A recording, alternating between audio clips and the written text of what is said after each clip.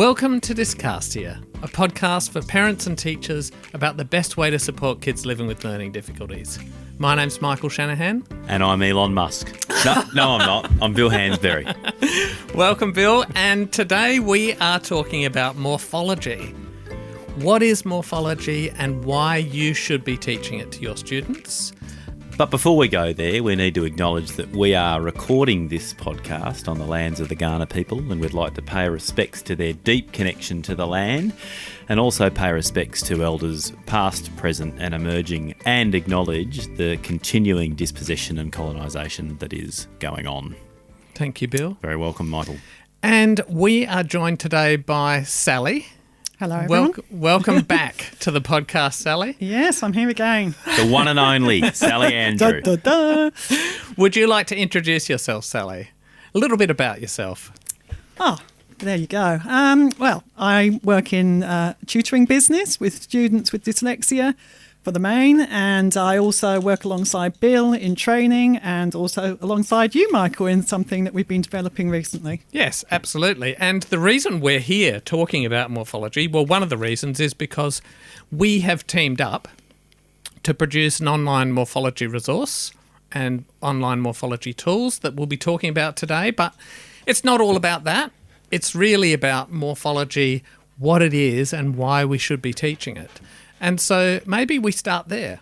What is morphology? Well, we'll give the Oxford probably definition. It's the study of the smallest meaning parts in words. So if you look at Discastia, which is a made-up name, we've got a DYS, which is the first morpheme, and that means trouble with or problems with.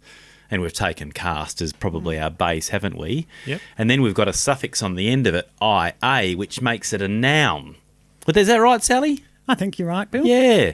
So Discastia is made of three morphemes. I don't know why I picked that because it's the name of this podcast, but they are our bigger words in English. No, actually not even our bigger words. Every word in English has a meaning. But as words get bigger and get more complex, and particularly start to borrow from the Latin and the Greek origins of our language, we really need to be looking at these meaning parts, which we call morphemes.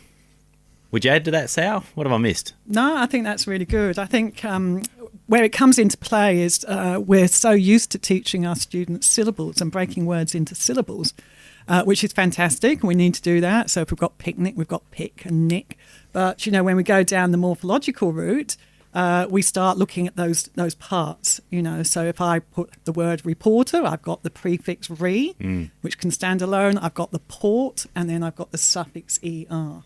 And that comes into play for both reading and spelling, which I'm sure we'll get into talking about later in the podcast. It does, yeah. Yes, so right. they're these little parts of words that have meaning. And we'll refer to this EAM a bit because you'll see the EME suffix on the end of grapheme, phoneme, which schools who are teaching structured literacy are familiar with.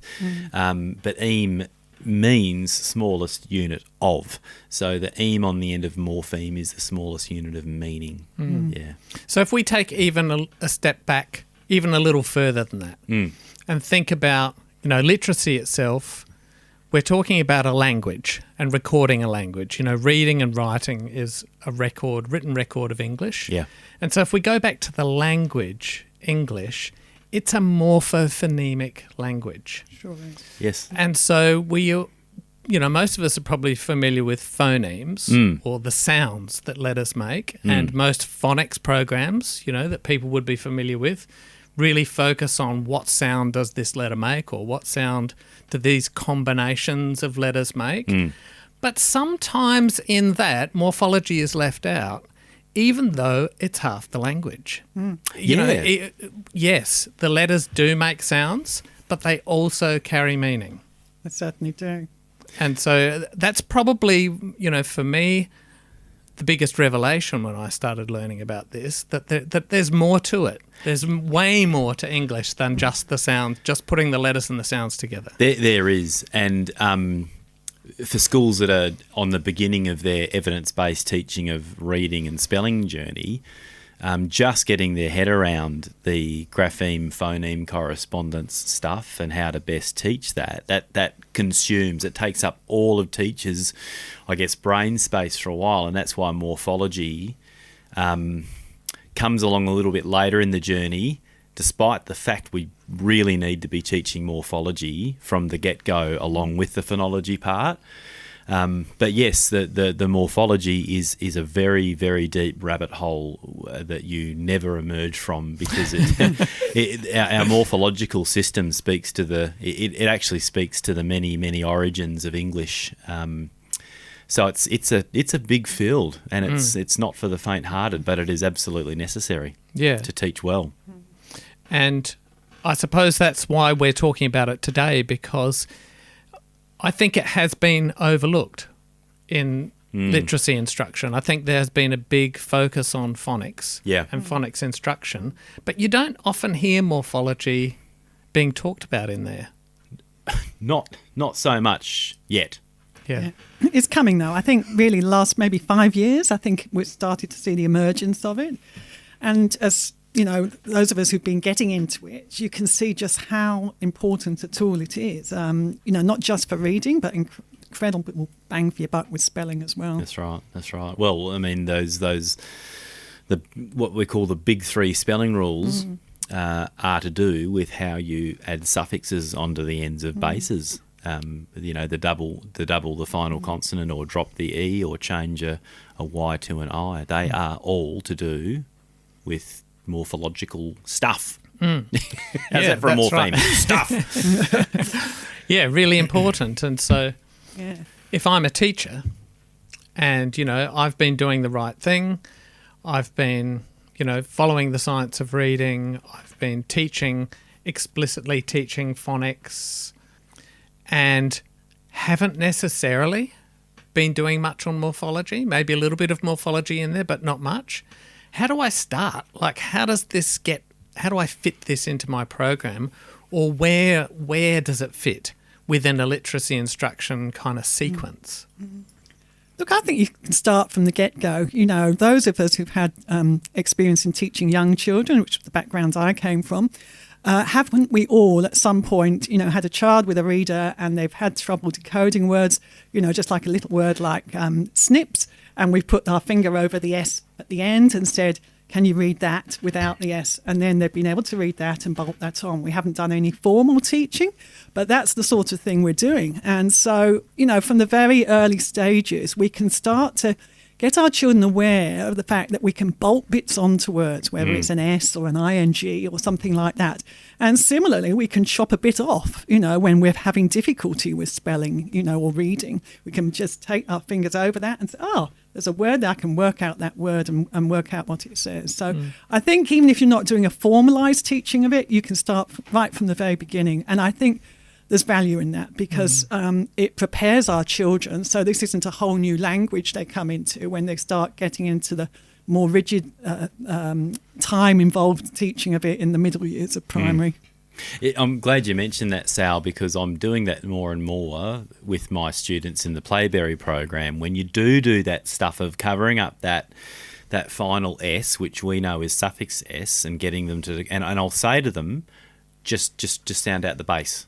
Now, I haven't explicitly taught what bass is, but I'm starting to thread that stuff in straight away. Just read me the bass and then we'll uncover. And sometimes I go, I'll take my finger off the suffix now.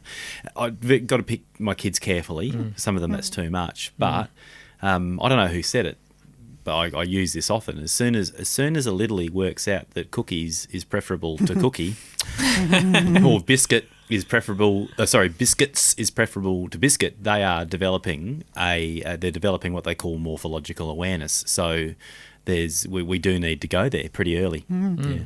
Yeah, so I would think that generally you would still start off with a phonics approach. Sure. Oh, absolutely. Because there would be a certain amount of prerequisite knowledge that a kid would need before starting into morphology, because how do you read cookies or cookie if you haven't already done, worked out the letter sounds for cookie and be able to read that word? Yes. So where would it fit in with that kind of sequence? We can bring morphology in informally, we can start covering up an S and getting kids used to the fact that words have these meaning components to them, or these little bits of meaning in them.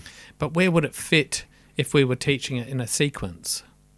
Well, it does really come back to your phonics scope and sequence, your sequence around teaching grapheme-phoneme correspondences.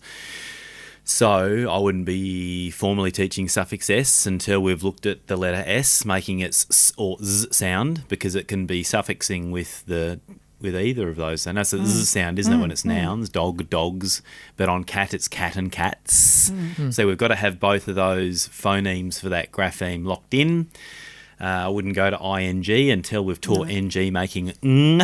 So that's your start point. Lots of schools now, or lots of programs, will have a steady introduction of prefixes and suffixes in line with the phonics scope and sequence, and we certainly will have that as well in word cracking. But that's your rule of thumb. If that morpheme, base or suffix contains code that you have not taught, don't go there. Go there in discussion. If you're doing a read aloud with your students, you can talk about that word. If the word's likeable, you can go, oh, kids, look, the base there is like, and able means able to. That means you're able to like. But you wouldn't get the kids writing or reading independently, spelling or reading independently with that, because you've not given them the practice. So you can point it out in shared reads, but when it comes to their use of the code, stick to your phonics structure. What do you think, Sam? Yeah, I agree. And I think, the other things come into play. So we see ing on the end of lots of words, don't we? And that's great, so we can have bending, helping, trusting, all those types of words. And then we come to words like making, you see. So, we're in trouble. So we have to be very mindful of the fact then, am I going to teach that drop E rule at this point? Or am I just going to use that suffix ing with what we would call a safe ending pattern, where we don't have to do anything to the base word? So these are the things that you have to discuss and think about with your team when you're working out where your morphology sits in and fits into your class routine. That's right. You just made me think about introduction of irregular words in spelling style, tricky words. And so often we ask kids to spell words that'll have one of those rules in it, but we're not cognizant that it has that rule in it. If you've taught, a consonant e and ing, and you ask a student to spell making, well, it's not that simple, is it? No, because there is a drop e. So we've got to go there. Otherwise, we leave a lot of our kids guessing. Right. Yeah, it gives them another hook. Yeah. To remember the spelling of something, or to work out the spelling of something. Well, that's really important you say that, because some of the first irregularly spelled words we give kids are words like said and does. Now, any teacher knows it is notoriously hard to get that orthographic string, which is non-regular, because SAID should not spell said, should it? But if we can talk to our kids about how it started off as say, now, what happened there with said? It was say. It used to be pronounced said. Now that's more etymology, really, is it? But does is a better example. It is base do with suffix es. And what we know about our spelling system or our orthography is the spelling will always stay constant, but the pronunciation will shift, and it happens in lots of words. So does should be pronounced probably doers. But there's your hook for a student who is having trouble locking in DOES, because it's not how you typically spell does. If you didn't, or goes. There's a better one. Yeah. And I think it's great if you can get that ironed out in the early years, because otherwise that's really the earliest point a student comes along, maybe a little grade 1 student or reception student, and they're coming along and they immediately find they can't spell those words because they're not doing what we've taught them as teachers to do, which just sound words out, and then they get something like that. And so straight away they're getting those messages, I can't spell. That's right. And then, those types of words can persist into middle and upper primary school. But if we can teach them from the get-go, actually, there's a way we can learn how to spell this word, you can avoid that and avoid them giving themselves those self-messages that I can't spell. Yeah, and we need to go beyond that, that's just a tricky spelling stuff, because even littlies will remember the story about goes and does. So, I think we tend to under-intellectualise that stuff. And when there is a good explanation based in a word's morphology about why the spelling is what it is. Yeah, and recently, because I've been doing more morphology. More morphology. Doing morphology. More morphology. You've morphed into it, have you? Building the online tool. Something that's occurred to me. Tell me whether you think this is valid or not, because it's early in my thinking. But one of the trickiest things, particularly for kids that live with dyslexia or like a phonological deficit where they can't hear the sounds in a word, and so spelling becomes very tricky because you think, you're using a schwa for one of the vowels and you just don't know what vowel that is. I've always found that to be one of the trickiest things to teach a kid to say, let me think of a word like despite. Despite. Is that a D-U? D? Or is it a D-E? Or is it a di? Is it despite? Yeah. Is it despite? I don't know. See, This is really tricky because it's just that schwa sound in that word. And in the past, the only advice I've been able to give kids is go through the vowels in order. A, E, I, O, U. Try an A in there, try an E in there, try an I in there, because they're the most likely ones. And even though it sounds like a U, it's less likely to be a U in that spelling. But that feels kind of hit and miss to me, because if you're still having that phonological difficulty, then it's not much help. No, I've never thought about the word despite, by the way. I know where you're headed with this. Keep going. But I think morphology, if you know the base, Spite. spite, then okay, I've got spite. I know how to spell spite. That's the easy part. But then there's this schwa at the front. What might that be? Now, if I'm familiar with prefixing, Yes. and I know the prefix D, then I go, okay, despite? Is it despite? Yeah. For students aware of prefix DE, they can then mentally cleave that off of spite, and then they're not spelling it despite, because P-I-T-E, pite, I'm assuming, is nothing. So they've got that morphological lens. So that's right, you've overcome the schwa. Yeah, Which I think is one of the most tricky things. Yeah. And, those multi-syllable words that have the schwa, I've started using that personally as an in to go, okay, well, what might the vowel here be in this schwa'd bit? Yes. Is it a recognisable prefix or suffix? Or, That's right. Can I isolate the base in this and that? And I know how to spell that. Yeah. It's just when they get mushed together. Yes. And I hear this in there, I don't know how to spell it. That's right. And the only other way you get in trouble if you are morphologically aware is you might spell it D-I-S-S-P-I-T-E. But then you get, which is not actually a bad crack at it, but it still shows an awareness of the base being spite. So, yeah. And it's a discussion to have with a kid, and it just gives them another tool. It does. So when they're sitting there scratching their heads going, and I'm sure we've all seen this, we've all seen a kid try and write a word and write that vowel that's being schwa'd and cross it out and try another one in there and try another one in there, and then you throw your hands in the air and go, I don't know. I'm out. Yeah. Or they put both vowels in there as a bit of a two-way bet. Have a bet each way, as I say. Yeah. So I think it's just another tool there, isn't it, to help with that Certainly spelling? is. Yeah. And this, chopping bits off just is so vital, even from the early stages. So many of our children have difficulty with consonant blends. So if you have words like bends and camps, and helps, that end blend, that in camps, it just gets a bit squashed up, squashed and hard to articulate the phonemes in it, in camps. That P gets gobbled up, doesn't it, by what's next? Yeah. So, if we can get across to us, if he camps, okay, he's going to camp. If they can think, what's the base word it's come from, and try and think of that family of words, they're more likely to get the camp right, than camps. And then that gives them some sort of attack skills for spelling. It is a completely different way of processing that word, isn't it? And overcoming that squashed little set of phonemes on the end. Yeah, because if you have a phonological deficit and the only tool you've got to spell a word is to use your phonemic awareness, then you're stuck between a rock and a hard place. Well, aren't that's you? right. Finger spelling will only get you so far because we, like you said, Michael, we're in a morphophonemic language. So the finger spelling helps us with the phonemic bit. But you know, if we'd just kept to the Anglo-Saxon layer of our language, that would have got us a lot further. But we have many, many other layers to our language, which makes that hard. Yeah. Yeah.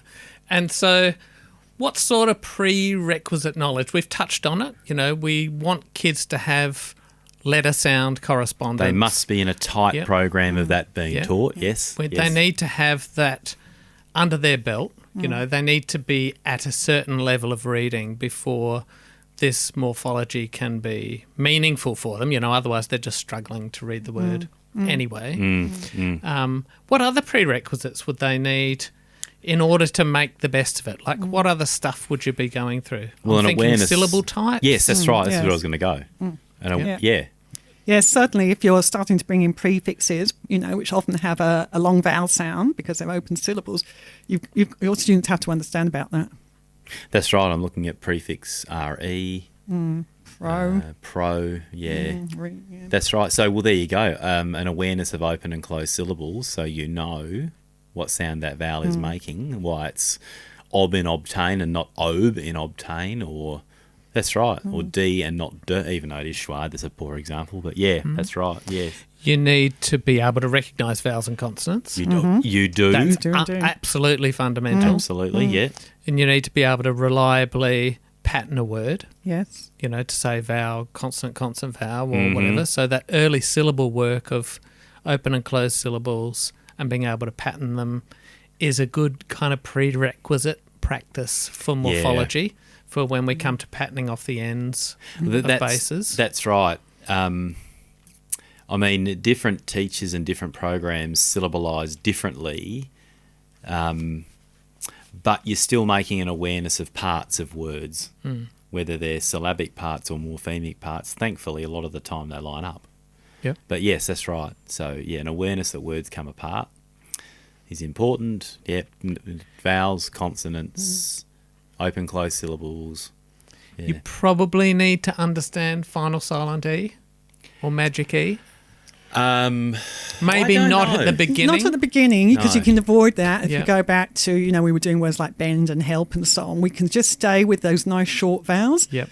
But as a teacher, we have to be mindful if we're going to work with those vowel consonant T words like make and like and so on, that is going to bring into play, you know, a first big spelling rule. So are we ready to go there with our students? If not, we just stick to the nice, safe, easy endings that can be added on, easy base words that can be added onto without anything happening to the word. And being able to spot the easy base words is a skill that we teachers have to get our head around, which is being aware of those end patterns on those bases. And we go there in the word cracking program. So maybe we should speak a little bit about that. Okay, so bases or roots, those middle parts of words that are either prefixed or suffixed, they will share a certain pattern of vowels and consonants on the end, and we call this skill patterning off the base word. So I'm looking up, Michael, at the your magnetic word cracker up there, and the base is spect, like in disrespectful you've built there. So when we teach kids to pattern off the end of the base, like in spect, they start at the vowel, which is E, and they put a letter V over the top of that, and then they put 1-2 consonants over the C and the T. So spect has what we call a vowel consonant end. Now that's safe. If you've got a base with a vowel consonant end, you can just add any suffix. You don't have to worry about dropping, adding, or changing a Y to an I. And there are safe patterns like that. Vowel endings is another safe one. Vowel consonants another safe one, and vowel Y is another safe one. But then you get the ones that are not safe. So we probably should talk about what is tricky to add on. So we again have to introduce our students at some point to the fact that we have two types of suffixes. Well, we do. You know, so we have the ones which begin with a consonant, for example, like less, suffix LESS, suffix LY, suffix NESS, and in the main, those suffixes are safe and easy to add on. And then we have ones which begin with a vowel, like ING and ISH and ER and ED and so on. And they're the ones that are likely to be more problematic. So, in the word cracker, we've color coded these into vowel ones being red, because red means, danger, take care, and consonant suffixes beginning with a consonant are blue. And as I said, those are generally safe. So a good place to start with your students if this is new to them. So awareness that there are suffixes that begin with vowels, and they're called vowel suffixes, and there are suffixes that begin with consonants, and they're called consonant suffixes, and the consonant suffixes are much safer to work with. And so you can see from what we're saying now, there's a lot of language to develop around this with our students. We're going to have to teach them what a suffix is. We're going to have to teach them what a prefix is, what a base word is, what a root is, and then that brings into play grammar, because as we teach a suffix, we will teach its function in grammar. So, you cannot do this all at once. It has to be done like any teaching. It has to be in a structured, way, explicitly taught at the age appropriate level. So it's a very complicated thing. Yeah, And, it is. I've been trying to get my head around morphology for probably 2 years. Me too. And still feel like a beginner. Get used to that feeling. Yeah. And I think that, I think back to when I started and how confusing it was. And, I did my initial training with you two guys, and I remember didn't do sitting a very there. good job. We were clearly terrible. No, it's a lot, isn't it? Yeah, The word and cracking I training's a lot. was quite overwhelmed because there Yeah. is a whole lot of new language to learn. Yeah. And it is a really complicated system. But what we've done is try and simplify it for people. So we've built a system called word cracking, which you two built initially as a manual to try and demystify this, to try and break it down into simple to understand steps and into simple to understand rules, as simple as we can get it. I mean, yes, ultimately it is for students, but it's also for teachers, isn't it? Yeah. I don't know where I would be without having that guidance and kind of learning as I go through this complicated system. Would you like to talk just for a minute about the genesis of the word cracker and how you came up with that and where it came from, like the idea behind the program? Just before it's not we a go program. on. No, before we go on, Genesis has the root Gen, sometimes with an E, which means origin. Oh. So there's a bit of morphology for Genesis for you. But anyway, sorry, Sal. It was you, Sal, wasn't it? It was using it first? Yes, I suppose I did some training through the UK. I'm saying 5 years ago. I think it's probably more than 5 years ago now. It would be more than 5 years. And that's where, I came across this discussion about morphology and the need to teach it. And to be honest, it was still quite new at that point. It might be more like 10 years, I don't know.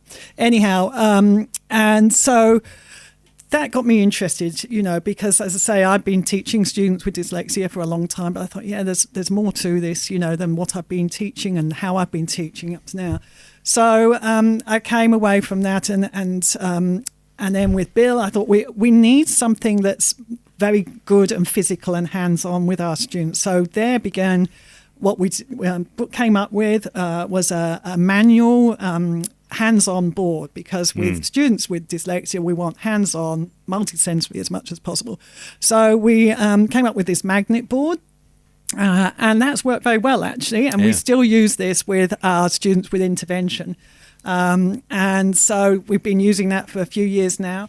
And then from there, we thought we were getting the feedback. The teachers wanted it as well. We'd started off thinking this was about intervention, but then we found out that classroom teachers were wanting to be upskilled in this as well.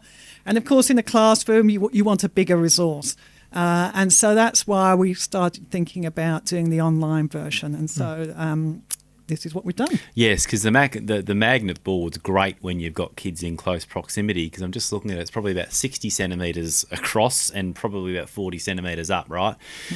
And teachers were starting to, who had bought the board, teachers were starting to scan the board and pop it up on their big screens. So we knew, we intuited, we had a sense that teachers would do that, but we thought it was time to create with you, Michael, the online version.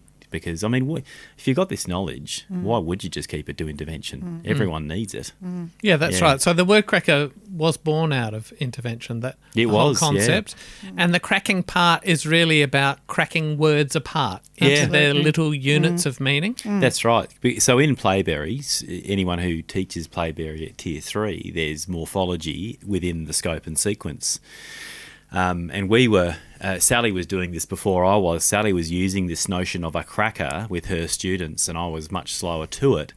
But we were looking for a way to better teach and better embed the morphological part of the Playberry Tier 3 program. Yeah, so when we say cracker, we're talking about a Christmas cracker. Yeah. Which, if you're in America, you won't know what we're talking about because they don't have them there. They don't cross arms and pull the crackers. Sorry, guys. Yeah. But I was talking very British, isn't it, to the cracker? Yes. Well, bonbons if you live in Australia. Yeah. Oh, we call them a cracker. But so I was talking to somebody there just last week, and they thought it was a lolly, like a wrapped lolly. Because that's what it looks like. Because that's what it looks like. It looks like a little lolly with, that's wrapped in paper with the two little fantail. Oh, we could call it word candy in the US. Yeah, so it's this visual representation, and I suppose the key to it is that it has three parts. Yeah, the separation is the visual point. Separation. Yeah. And why is that important? Because we know from fairly compelling research, students with difficulties, with reading and spelling difficulties, don't easily find those boundaries in words. So it's the syllabic boundaries that give kids with SLDs, specific learning difficulties, problems. They don't really know where one syllable ends and another one begins. And because a lot of morphemes line up with syllables, we needed to create a resource which really clearly shows where one bit ends and the other bit begins to help with the blending of it, the construction and the deconstruction of words. So the cracker does that. It very, very explicitly shows visually these pieces.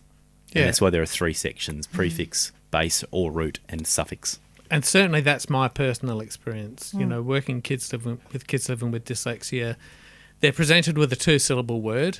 They're completely lost as to how to read it or how to pronounce it. Or how to spell it. Yep. Yeah. All I do is put my finger on the second syllable so they can see the first syllable and they can read that no problem. Yeah.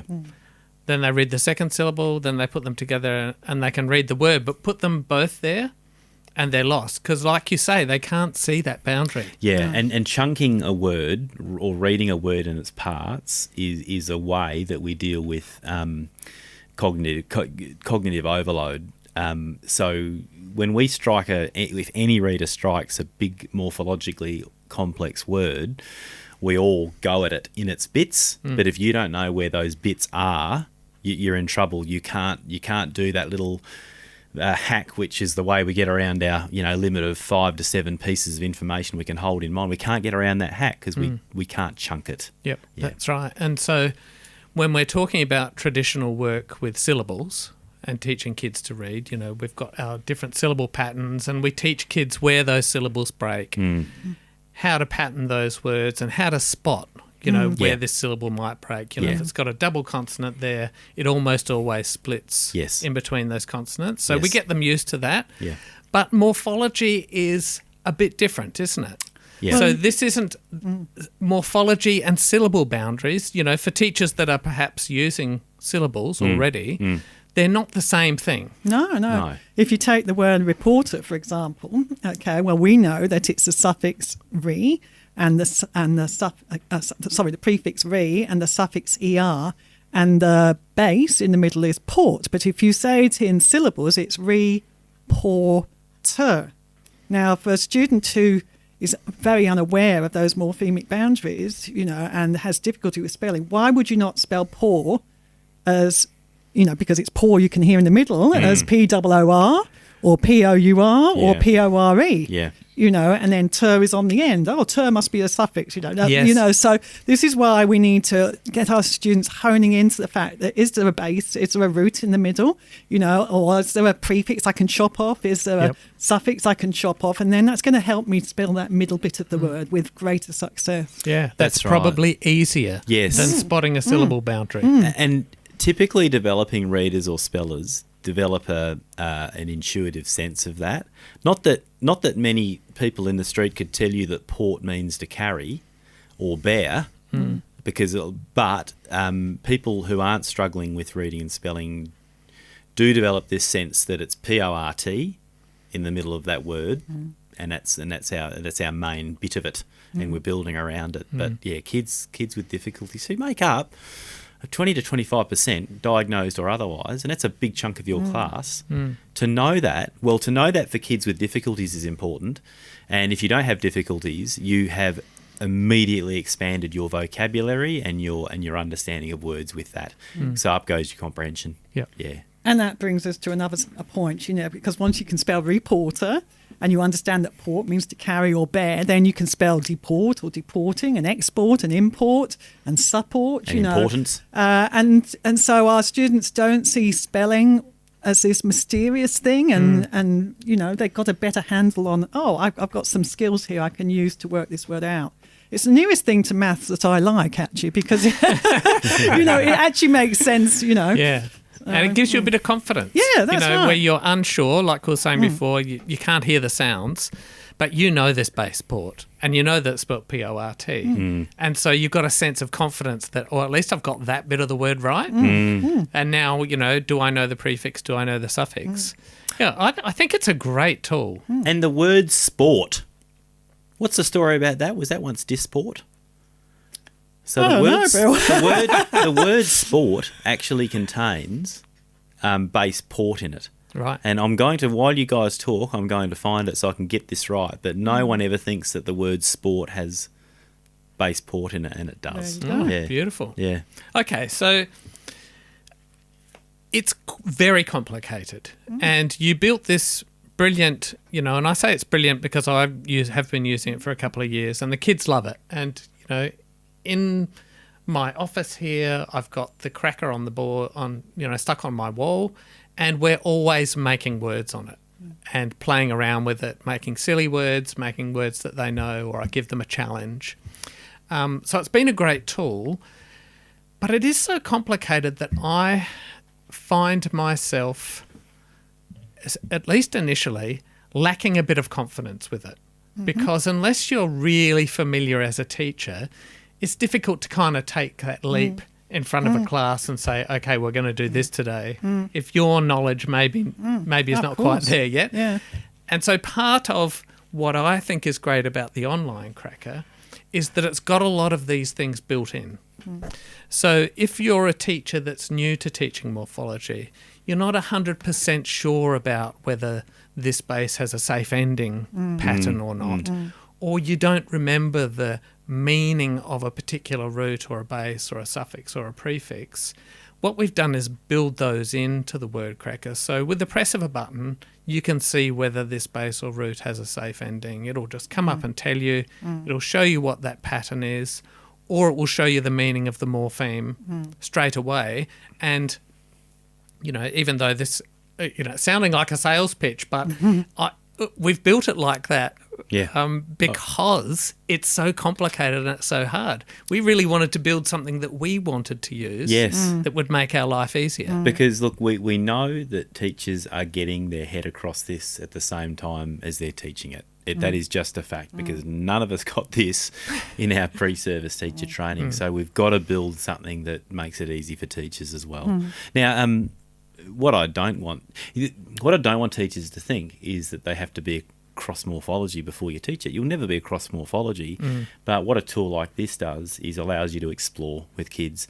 So, and by the way, speaking of exploring, I have gone to Etymology Online and I've put in sport, and here we go. As I suggested, it comes from Old French disporter or diporter, to divert, amuse, please, to seek amusement, to literally carry away the mind from serious matters. So that's what sport does. So it carries us away. So, D-I-S. Sure does. Yeah. Well, it's like a safe conflict, isn't it? It's like a safe war. That's right. Yeah. You can have a competition without someone getting killed or injured. Well, not deliberately. That's right. And so our competition, here we go, P-E-T, in competition, or compete. What was that again? To strive in common? Yes, to strive, yes. Yeah, so you can strive safely without shooting anyone. So, yeah. Okay, so if I'm a teacher now, or someone who's tutoring, or even a parent who wants to help my kid, and I want to find out more about this, what sort of resources are out there? You just mentioned Etym Online. Yeah, it's Etymology Online. Etymology Online. Yes, which is an incredible resource, but you almost need to train yourself to know how to use Etym Online. But yes, that can help you when you need to go down a rabbit hole, and I do it a lot with kids. We'll see a word and we'll theorise. You see, this is the thing about morphology. You teach your brain to theorise about words. Could the base be that? Could that be a prefix? Could that be a suffix? And might this word mean this? So it's actually a way of thinking about words other than a body of knowledge, for instance, like a grapheme, phoneme correspondence, a phonic scope and sequence. Now, that's a finite body of knowledge. Yep.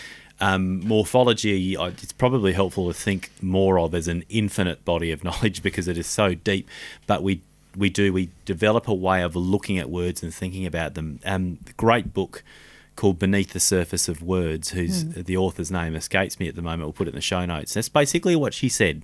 We teach ourselves and kids a way to look at words, and that's morphology.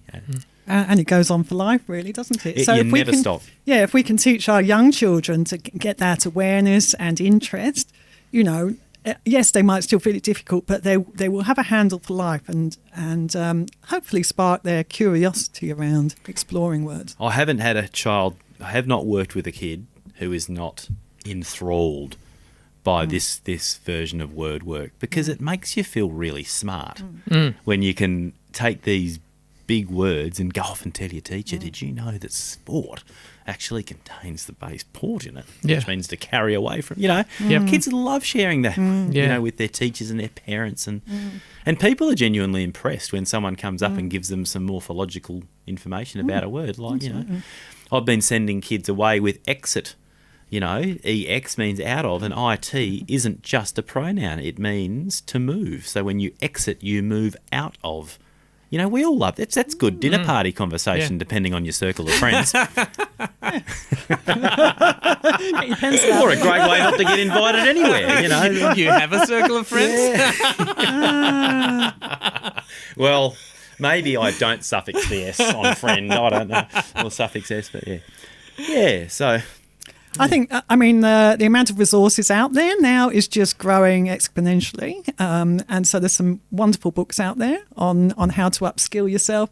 And, read all the books you can. But sometimes it's just nice to have something hands-on. Yeah. And just a little bit of time where, you're just guided through. So I suppose that's what we've tried to do with the Word Cracker Online. We've just tried to make it easy. Your teacher notes that you put in for us, Michael, are fantastic. So, that old thing of the teacher just being one step ahead of the child. Yes. Welcome to my teaching career. Is very prevalent. Yeah. And so you two have been running morphology training for a while now.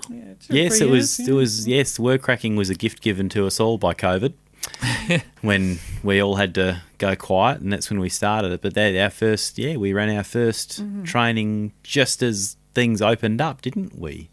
I don't know. I thought we'd run it before, but you could be right, Bill. But maybe. I don't know. It's just time goes by. It does. Forgets. But we started, we did live training, and then we've done some online training as well with people from different parts of the world.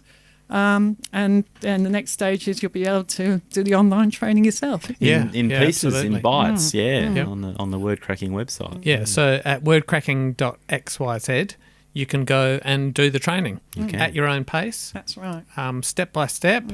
And, in my experience, you can do as little or as much as you want. That's right. Because...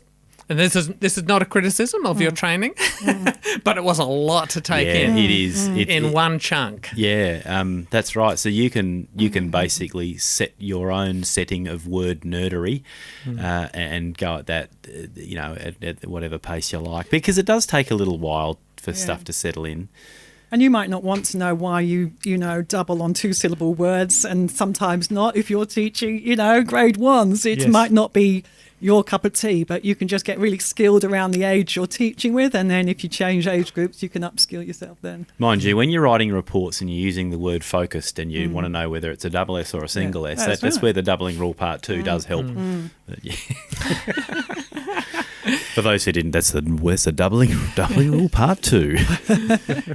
And so when you've been conducting training, are there any kind of predictable responses that you're getting from teachers? Either, I wish I knew this about a particular thing, or, oh, wow, that's really useful. Are there kind of some gems that you can predict when you're training people are going to get something, really good out of? I think the most feedback we get is it's fun. Yeah. People like to play. The training is very hands-on.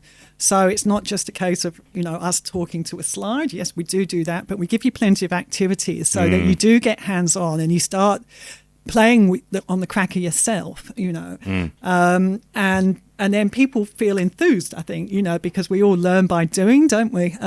So that's probably the main thing that comes to mind. Yeah, there is shock and awe usually in equal pieces, just like I remember I first felt when I started to get my head around morphology. I didn't do a formal training. Isn't that funny? Wrote a formal training before doing one. Read a fair bit. But yes, it's a big body of knowledge, and when you present people with a huge body of knowledge that they were probably not prepared for and unaware of, there's a fair bit of shame around that for people. So the games and the playing and the hands-on stuff is really, really important. So we try to de-intimidate, if there's such a word, the body of knowledge. Yeah, I think that is a factor, isn't it? Yeah. To say I've been a literacy teacher for X many years, but I'm not familiar with morphology is a little bit confronting, isn't it? To come out and be a student again and learn something new. I certainly found it confronting when I did it. Something. It's so good though, isn't it? Because I think it's always good to be uncomfortable for a little bit of time because we get a feel for what our students go through. Yeah, that's right. And so we were reminded of that, and it's good. Do get used to that. You get comfortable with that feeling of discomfort, don't you? Like I said, you'll never understand everything about the English system because it is so deep. But you just give yourself permission to go there and you build up a base of knowledge which then sets your brain up to ask the right types of questions about words. But you just go there with the kids, and I think that's really important. Look, there are certain parts of stuff that we teach that we must be at mastery before we take kids there. Otherwise, we go down the wrong hole with kids. I'm not a massive fan of inquiry all the time, and we certainly don't teach the code through inquiry. But when it comes to morphology, there is a little bit of inquiry in there. And the example before of, that word, despite. All right, what might that mean if we know that, that type of thing? And kids love that. And to get kids thinking and posing questions about words is a really important part of this. Yeah, for me, when I've been teaching, there are two reliable eye-opening moments for kids. The first one is the realisation of open and closed syllables and short and long vowels.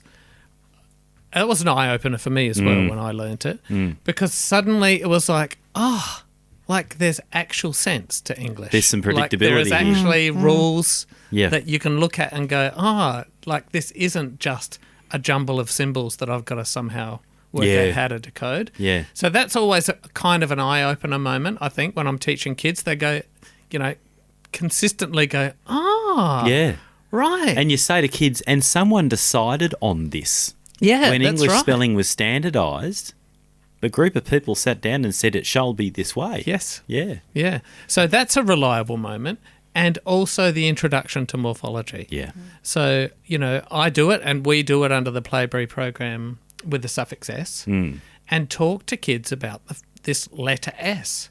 Yes, it makes the sound S or Z, But did you know it also has meaning? Yeah. Like, that's a powerful little letter. And it can turn yes. one thing into multiple things. And when we were writing, I think Sal wrote the lesson in the manual for suffix S, which then I put up on the website. When looking at that again, it's a useful reminder of just how complex teaching our simplest suffix, right?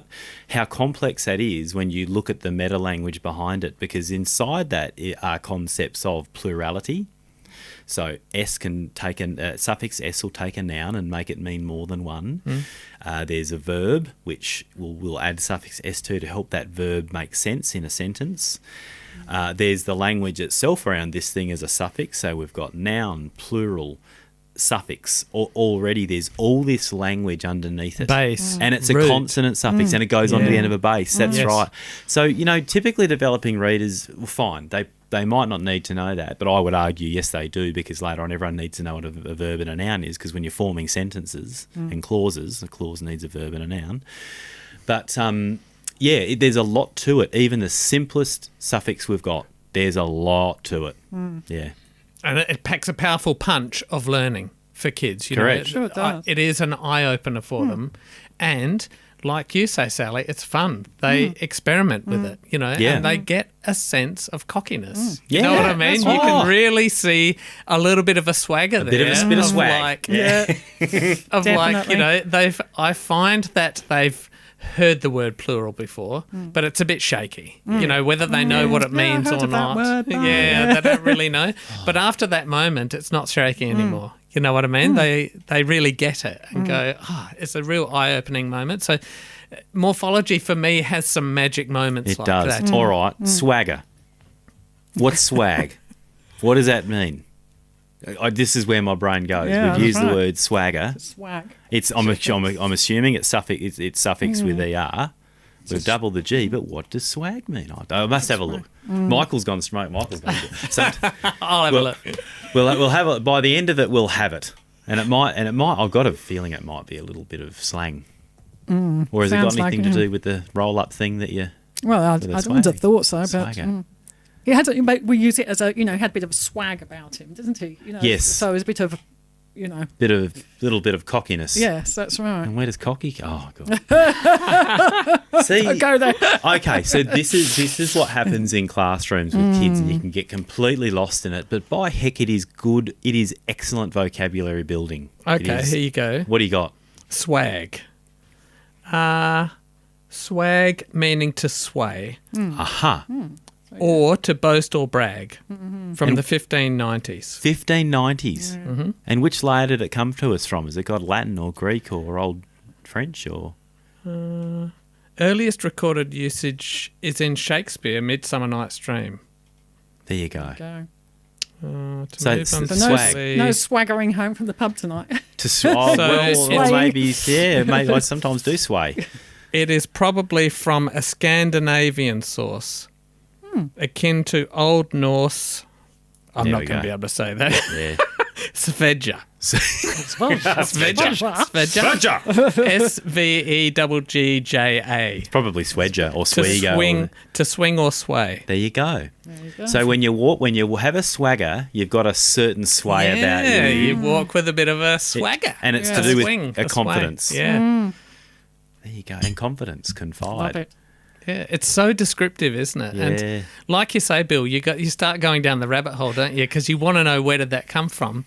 And I definitely find kids want to do that. Yes, yes. And I've got a Google Nest in my office, and the kids often stop and ask, "What does this mean? What I've does got that Alexa, mean?" and we do the Yeah, same yeah. thing. Yeah. And then I pulled out the word confidence, and I'm going to do it. The root in confidence is the FIDE, which means to trust. You'll see that in confide. So confidence is around trust. So yeah, and fide.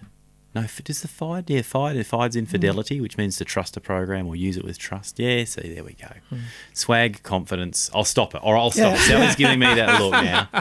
I can't. I love sharing this gear. I know, I'm it's so fun. nerded out on this. Yeah. Like I never thought I'd be a word nerd.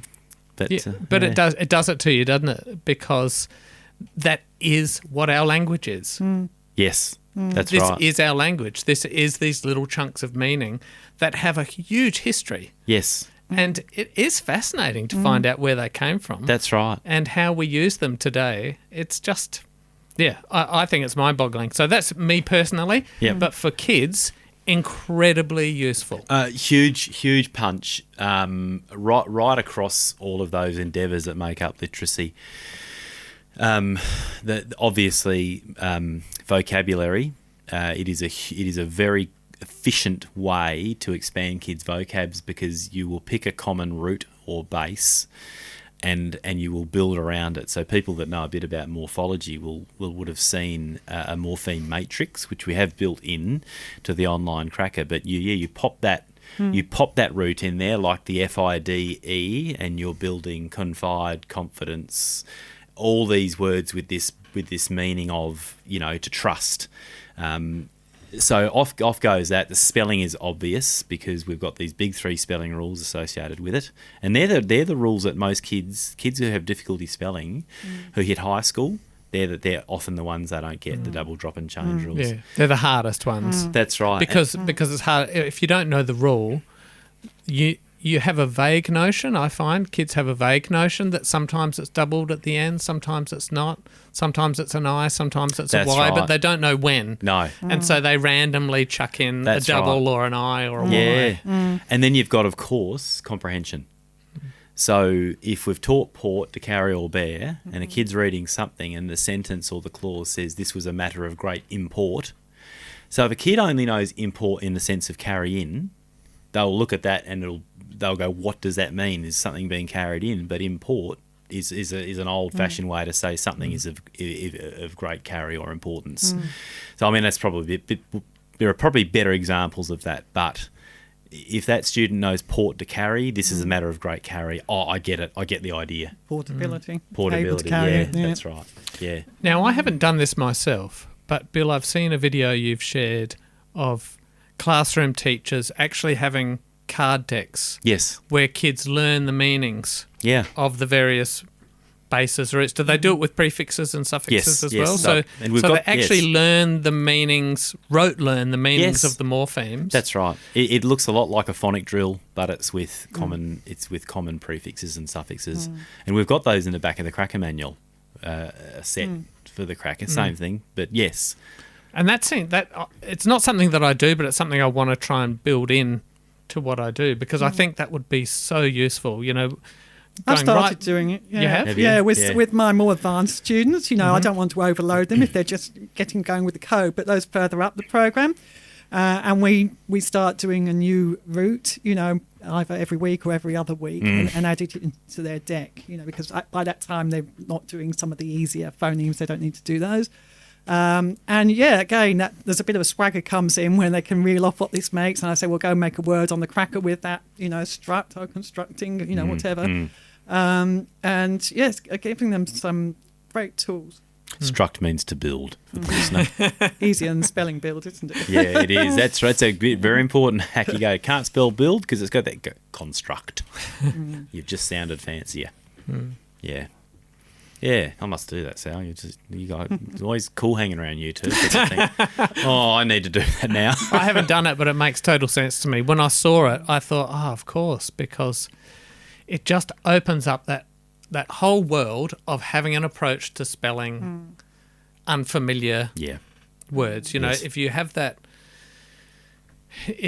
poor ability to recognise whether something is spelt correctly or not, just visually, like I'm not good at looking at a word and saying that doesn't look right. Yeah, your orthographic Because processing it does is look troublesome. right Yeah, to me, yes. or I don't even see it.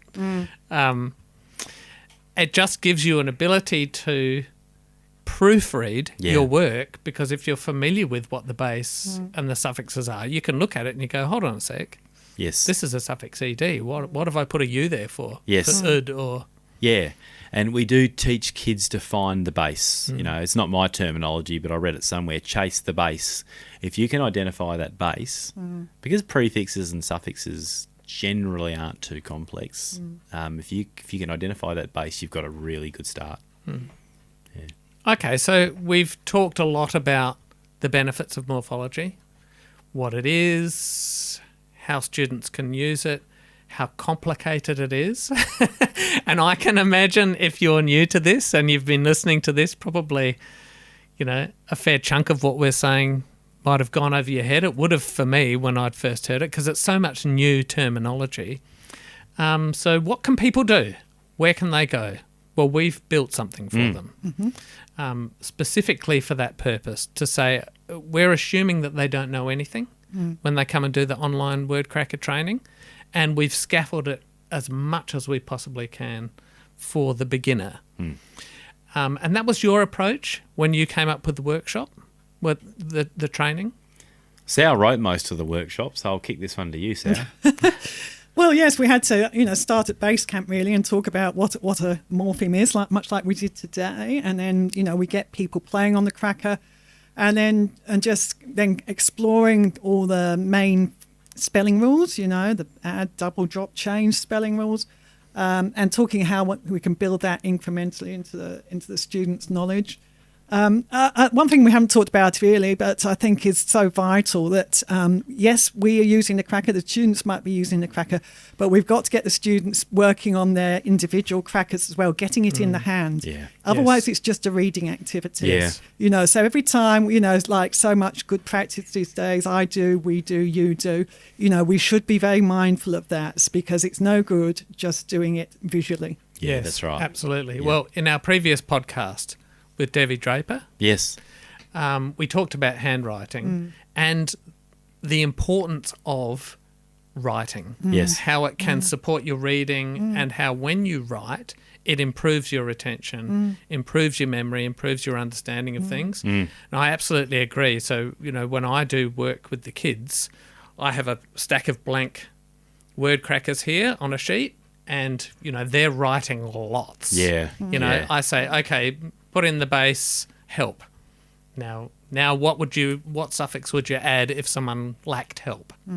That's right. And I'll fire a whole lot of bases at them to write in, and they write, and then I get them to make up one. So it really has to be about that practice, writing. Definitely. That's what really cements it. Yes. Yeah. Because if they're just pushing tiles around a screen, they're not really, yes, that's good for the introduction of the concept, Yes. but they actually have to do it, because that's what literacy is, isn't it? Yes. It comes down to the doing. Yes. Absolutely. Yeah. You've got to be able to do it, not just understand it. Yeah, I think that's a great point. Makes me think about your word chaining, Sal. Oh, yes. Well, again, there's a number of ways you can do that. So you could just start off with a very easy form of that, where you're just manipulating phonemes. So, I'm getting my young student, right, bends, what goes where, bend in the middle, S on the end. Or change it into bands, change it into hands, change it into stands, and so on, So phoneme manipulation is the first level of that. Next level could be, once you've introduced some of those spelling rules, so you might start off with a word like spit, okay, make it into spits, right, that's easy, I can just add on the S. Make it into spitting, yes, I've got to do the doubling rule. Make it into spiteful, okay, can I change that? Remember, I've got to go back to a long vowel sound with an E on the end, and so on with like that.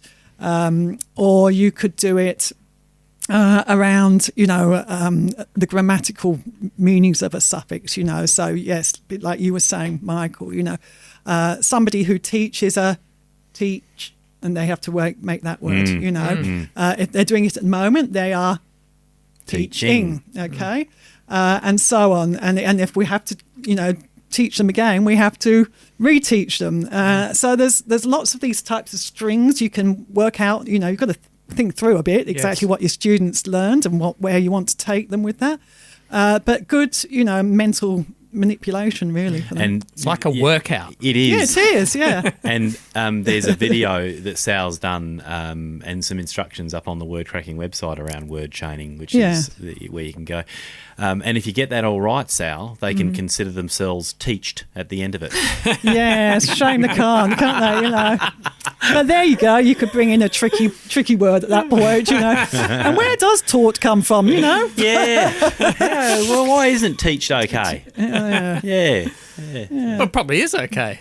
We just don't use it. No, it was probably used at one point. You can consider yourself teached.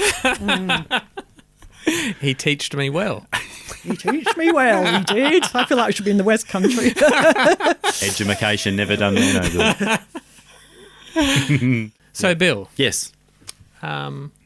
we've been talking about morphology from a literacy perspective and how it can help us with spelling. It can help kids with reading by seeing those natural boundaries in words and breaking them up into chunks so that they become easier to read. We know that it brings meaning, so it's increasing their vocabulary. Yeah. But another strand to this is beyond literacy, and really when we're talking about other subjects, because morphology is a huge part of the language of things like science and mathematics and geography. And so, Bill, can you give us some examples maybe of where morphology could be useful in a broader context, like with helping kids with science or those kind of terms? So whether particularly secondary science or math teachers, whether they're aware or not, one of the hugest barriers to kids being able to access that content and remember it is actually remember the terminology and understand what those words mean. So, for instance, kids will always get area and perimeter confused, right? So peri, P-E-R-I in perimeter, ends up being, I think it's either, obviously, safe bet, either a Greek or Latin root, and peri means around. So if we can teach our kids that perimeter and peri means around, they will know it is the measurement around the outside of a shape. Let's think of something from science. Hyper and hypo.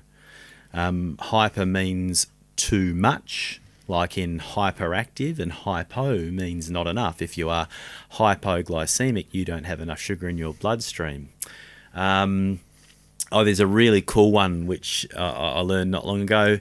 If you were to write out the word psychiatrist or podiatrist, there is this common Latin root to them, which is iatr, which means to heal.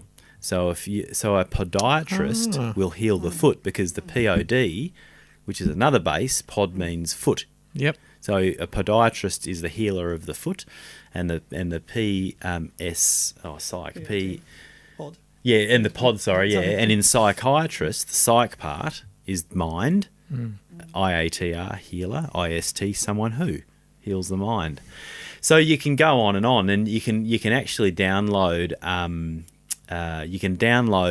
fairly easily if you just Google search scientific roots or mathematical roots and bases, you'll get these lists. Breathe in, spire, it means to breathe, inspire, expire.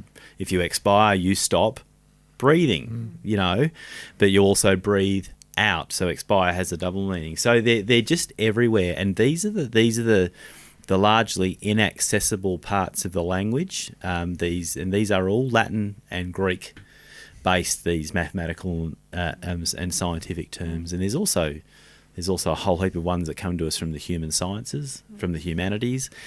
But again, these are word parts that are really important, and if you know the meaning of these word parts, then you're in. You're not going to forget that perimeter means around, and that IATR, if you see that, means to heal. And you understand better what you're reading. That's right. You do. Even if we're talking beyond secondary into tertiary, and you're reading scientific papers, it's a whole lot of gobbledygook, isn't it? That's right. But if you have morphological understanding, you can work out what a word means. Yeah, that's right. Even the geo in geography, geo means earth. And that, I think, is so good because typically these are really long words a lot of the time. So, it can preclude children from being able to read them, understand them, and therefore they just want to pull out of that type of subject, because the language around it is so complex. And we've seen this modelled so well in primary schools around here where they've done such great morphology training through their primary school that they integrate it into all areas of the curriculum, and then the students can read quite complex pieces of work because they've got that morphological approach to understanding it. It makes perfect sense. Yeah. So, look, my advice to secondary teachers, is you are exposing your kids to a lot of tier 2 and often tier 3 vocab, words that are very specialised to a field. You've really got to go into a word's morphology to make sure they've got hooks. So every time a kid sees PNEU, they know we're talking about the lungs. That sort of thing. Anyone who's I haven't studied medicine, but I know a few people who have, and they say that's the Latin is the really hard bit of it, because all of our body parts have these those Latin names. What, your armus and your legus, Bill? I was thinking more. Yeah. I was going to say. No, not going to say that one. Pencil. Pencil, yes. That's right, yes. But that was a fairly new exploration, wasn't it? You can look that one up on your own time. Go to Etymology Online and put in pencil, and you'll see it's related to a body part. Anyway. No, just... A finger, I imagine. Yes. I was thinking more corpus callosum. Yes. And gyrus. What's gyrus mean in brain parts? Gyrus means a fold, I think. Oh, does it? Yeah, I'm pretty sure. So the brain. Yeah, there are lots of gyruses in the brain, and I think it's a fold in the grey matter. It makes me think of gyroscope and so on. Those. Yeah, different spell though. Gyrus is Gyrus, and gyro is Gyro. Yes. But gyro would have meaning. Yeah. Someone will correct me. I think gyrus is a fold. Well, that would make sense with gyro, because a fold is a turn, isn't it? So even a gyroscope is turning. Yeah. Gyro. Which made me think of verse. Gyrate. In reverse. Verse and vert Gyrate. mean to turn. Convert, converse, reverse. So, yeah, turn. See, there we go. Off again. Okay. Yeah. It's killing me now, Michael. Are you having fun yet, Is gyrus fold? Can you just find that for me? And when we talk about fold, plic or ply in multiplication, the PLIC means to fold. So when you multiply a number, it's like folding many times, but it's fold in the sense of stacking up. Okay, gyrus. Convolution between grooves of the brain. Convolution between 1827 from Latin gyrus. Yep. Circle, circuit, career. From Greek gyros, a ring or a circle. Is this Etym Online again, Michael? Yeah. Now, I want the listener to know, if you use Etym Online, that is put together by one gentleman whose name escapes me, but you can actually... and this one man and his passion for etymology keeps Etym Online going, but it actually remains a thing because of the generosity of donors. So, you can, I think, Etym Online. If you go to Etymology Online and go to the bottom of the front screen, you'll see a donate option. So, let's keep that going because, this is a really, really... We've used it 3 times and teachers use it all the time. So it's not a huge multinationally funded thing, Etymology Online. So give it a hand if you can. Yeah. Brilliant. Okay, well, I think people could probably gather from this that this is an endless path that we can go down. It really is an endless path. And so probably the most important part at this stage is, how do you start? So, even though we are promoting our own thing here, a great place to start would be to visit wordcracking.xyz, where we have got a whole lot of free resources and articles for people to get started, and a complete training course in morphology. And then, of course, you get access to the online word cracker, which has the built-in meanings, it has the built-in patterning, the rules, it's got the matrices there. So it's a complete set of resources for teaching morphology and learning about morphology. Can I just clarify, though? I don't think there's any such thing as a complete training in morphology. As complete as we can make it. That's right, yeah. Springboard. Yes.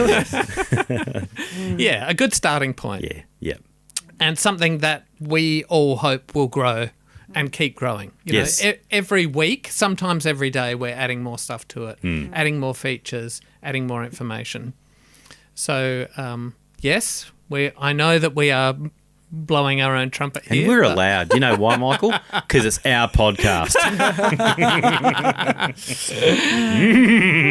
But, genuinely, the reason why we did it is because it's so useful. Yeah. It comes from an origin of wanting to teach kids, specifically kids living with dyslexia who find this so difficult. Yeah. And when you've got kids that find it so difficult, you really need to use every tool at your disposal to make this complex English language understandable in some way. Give them some hooks, give them tools, give them strategies so that they can work out this diabolical spelling and reading and writing system. Yeah.